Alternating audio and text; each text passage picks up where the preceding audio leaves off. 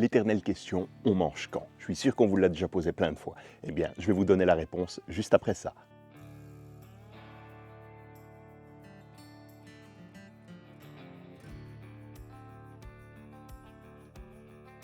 Dans la cuisson au barbecue, plein de paramètres peuvent influencer la durée de cuisson.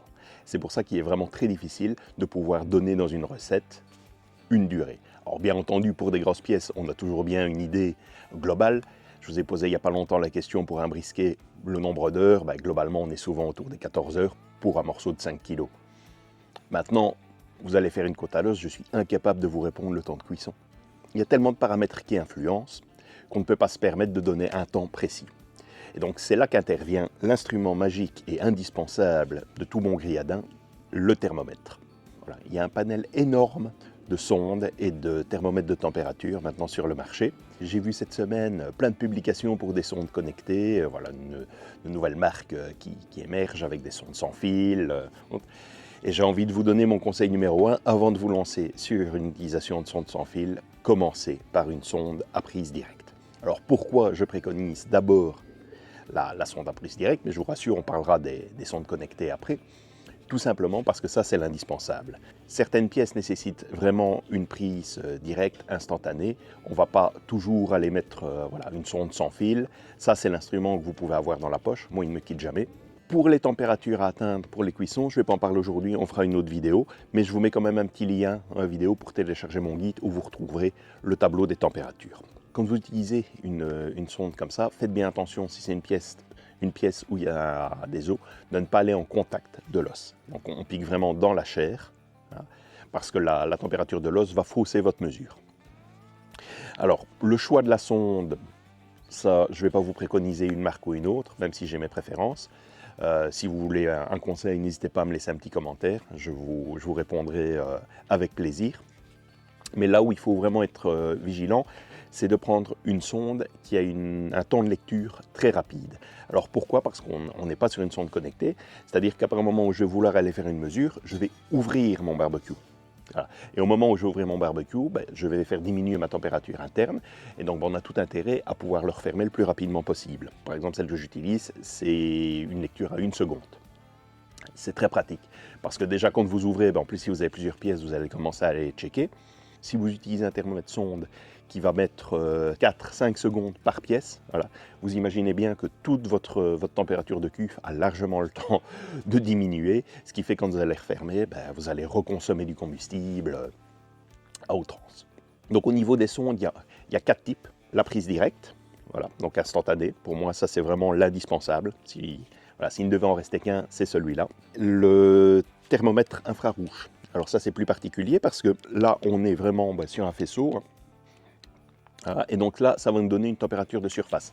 C'est souvent utilisé, vous l'avez soit ici un format voilà, plus compact, mais il existe aussi en pistolet. C'est souvent utilisé pour contrôler la température de four à pizza. Mais là où je vais vraiment moi vous le conseiller, c'est pour pouvoir contrôler la surface de température d'une plancha ou d'un brasero. Je ne sais pas si vous avez eu l'occasion de regarder l'épisode de la semaine passée, sinon je vous remets le lien ici, sur l'utilisation des huiles en barbecue. Et donc, comme je le disais, il y a une température seuil à ne pas dépasser pour l'utilisation des huiles, en fonction du type d'huile. Et donc, un thermomètre comme ça va vous permettre de checker la température de votre surface de chauffe avant d'y mettre votre huile et risquer de dépasser le point de fumée.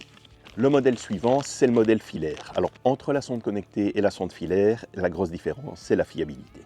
Beaucoup vont utiliser la sonde connectée, mais moi, je vais quand même avoir tendance à vous dire, si vous faites vraiment de belles pièces, vous ne voulez pas prendre de risques, utilisez la sonde filaire, c'est ce qu'il y a de plus fiable. Alors, au niveau des types et marques de sondes, le problème, c'est que la sonde filaire, c'est vraiment celle dans laquelle on va retrouver toutes les gammes de qualité. De la plus médiocre à la plus haute qualité. Bien faire attention d'utiliser les sondes qui correspondent au contrôleur. Une sonde d'une autre marque ne va pas forcément fonctionner avec votre contrôleur, ou en tout cas vous donnera peut-être l'impression de fonctionner, mais ne vous donnera pas forcément la bonne mesure.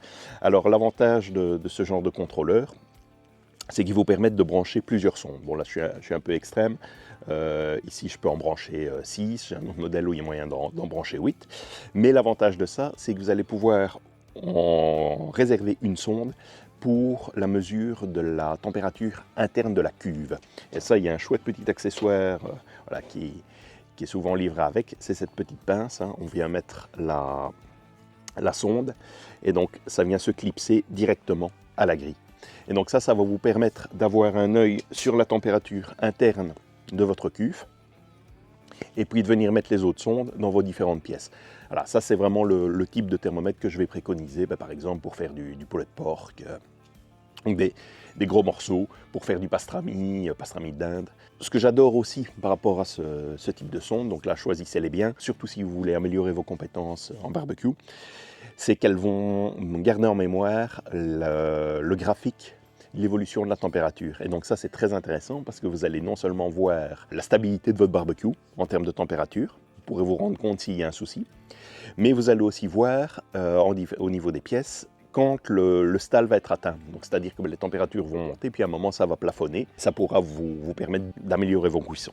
Il faut aussi dire que la tendance maintenant des barbecues connectés fait que sur des barbecues de qualité comme par exemple comme le Timberline ou comme on peut retrouver par exemple sur le Connected Joe, vous avez un contrôleur comme ça de température intégré.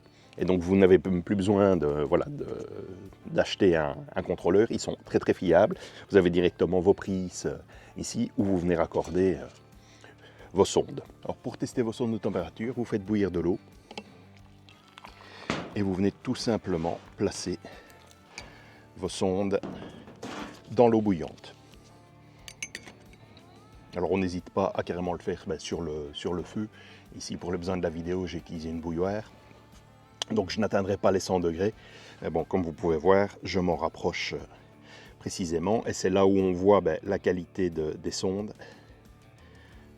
On est pratiquement à l'identique au niveau des mesures.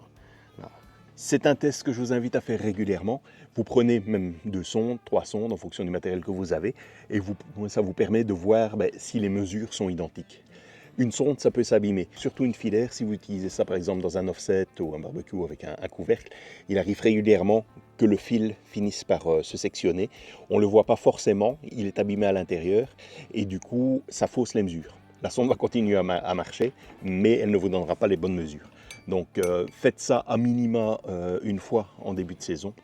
C'est aussi pour ça que je préfère maintenant des sondes filaires, parce que quelque part, si elles sont abîmées, vous avez juste à remplacer la sonde.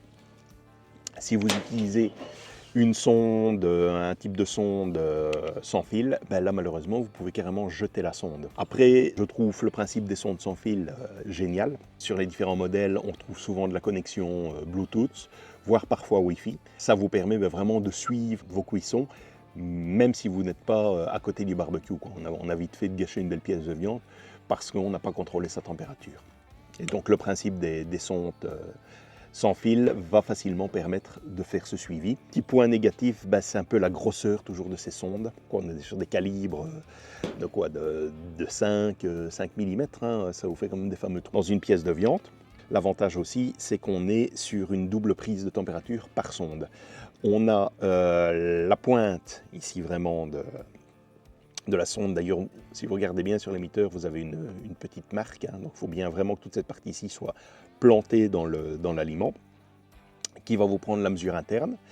Et vous avez ici la partie noire qui, elle, va vous prendre la température dans la cuve. Un peu ce que je vous disais tout à l'heure avec le principe de venir fixer une sonde sur la grille. Voilà, une sonde connectée comme ça va vous faire les deux. Elle va vous faire la mesure de la température de la cuve et la mesure de la pièce de viande.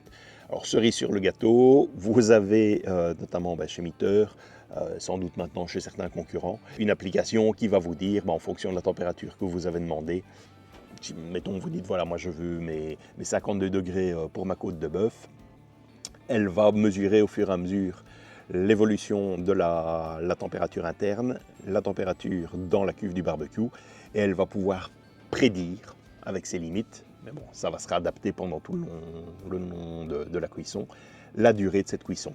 Vous pouvez également paramétrer en fonction des applications des alertes pour vous dire attention à 5 ou 10 degrés de la température cible, je vais être prévenu et donc vous pouvez recevoir une notification sur votre smartphone. Ces applications maintenant sont de plus en plus retrouvées au niveau des marques de barbecue connectés, pour n'en citer deux, voilà, déjà Traeger, les modèles haut de gamme avec les nouveaux contrôleurs, et sur le Connected Joe de Kamadojo, vous avez directement le module avec l'application. Honnêtement, pour moi, c'est même loin d'être un gadget. Je trouve ça vraiment, vraiment très intéressant. Si maintenant vous n'avez pas un barbecue connecté, voilà, une bonne sonde filaire ou a fortiori une sonde connectée, voilà, fera parfaitement l'affaire. Mais c'est vraiment un facteur important pour progresser dans le barbecue, c'est de surveiller vos températures et surtout, si vous avez l'occasion de voir les courbes de vos cuissons, c'est aussi des paramètres très intéressants à analyser, même après une cuisson. Pour récapituler, ça c'est l'indispensable. Vous ne pouvez pas faire de barbecue sans une sonde de température, voilà, à prise directe. Toujours avoir ça dans la poche. Et après, vous pouvez opter soit pour le filaire, soit pour le sans fil, pour pouvoir faire du contrôle continu de vos cuissons. Voilà, j'espère que ça vous a plu. On se retrouve la semaine prochaine dans Bivouac TV. Allez, ciao les amis.